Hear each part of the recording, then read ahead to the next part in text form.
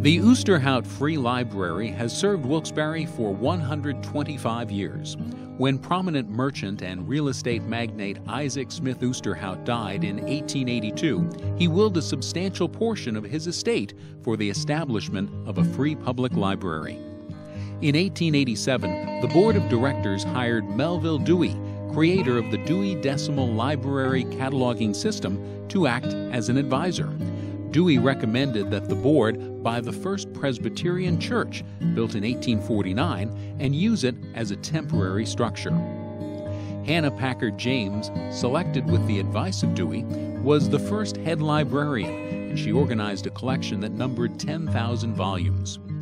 The Osterhout Free Library finally opened its doors to the public on January 29, 1889, and was one of the first free libraries in northeastern Pennsylvania. Although the library has grown and added branches, it has stayed true to its commitment of public service and looks forward to the future.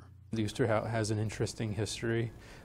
Obviously, we were a gift to the city of Wilkes-Barre and the surrounding communities by Isaac Osterhout. We have free in our name, the Osterhout Free Library, and that's an important designation. In the case of the Osterhout Library, what made it important was the fact that it was open, freely available to the general public. And they made an effort to carry to have resources that would speak to all the different community needs. Well, at this time, Wilkes-Barre didn't have a public library the way we understand public libraries today.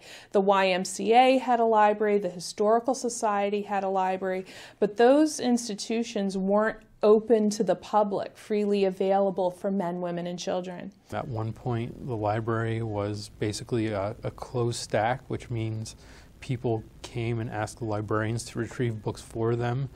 So browsing in itself is a very democratic idea. Hannah James came from Massachusetts, came from New England, and she was born in what was then called Scituate, Massachusetts in 1835. She was also involved in the American Library Association. My best it's more than a guess because there's some documentation behind it. She was friends with Melville Dewey. A person like Melville Dewey was really a conduit for employers and employees in the library profession. When boards of trustees were organizing libraries and they needed to hire a librarian, they would often consult with people like Melville Dewey. I have found the letters that the Board of Trustees in Wilkes-Barre wrote to Dewey. I have not found the letters that Dewey wrote to them. So what I know is kind of half of the story, okay? But in the mid-1880s, they wrote to Dewey, asked him to visit Wilkes-Barre, especially to take a look at a church building that they were thinking of buying and using as the first library. What Hannah Packard James had to do was pretty much build a collection and build services from the ground up. Of course, she consulted, I'm sure, with other libraries, what other libraries were practicing and things like that, but she had to implement it. The history of the library really is a testament to the importance of the library within the community. And we have been, as it's been called by some people, the jewel of Wilkes-Barre, because we are one of the oldest buildings that have been open to the public in Wilkes-Barre.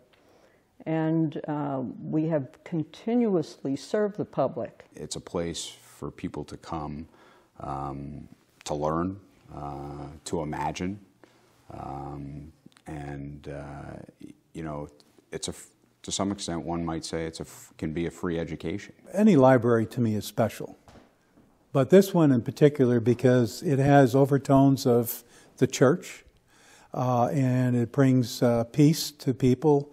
I think just walking through the door. We have been through a lot because we have been a mining community that has suffered greatly during the Great Depression. And afterwards, when the mines closed, the area economically has always had a difficult time trying to catch up with everybody else. But the library's always been here.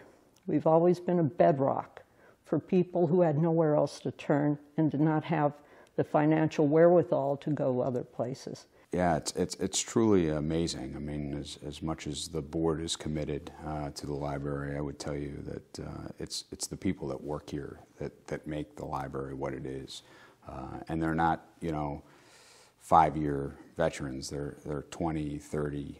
I think we might have a 40-year veteran here. I've been here 35 years. 27 years. I have worked here for 25 years. 25 years last month. I've been with the library for close to 40 years. The staff is very much invested in what the library means and its importance. And knowing that we have been here this long is a constant reminder of what our duties are to not only the people we serve, but the people who will be coming in long after we're gone. I think libraries fill that niche where people need to find a place to come where they feel safe, where they can be possibly entertained, certainly informed, and we'll be here as long as people support us and continue to value the services of the library.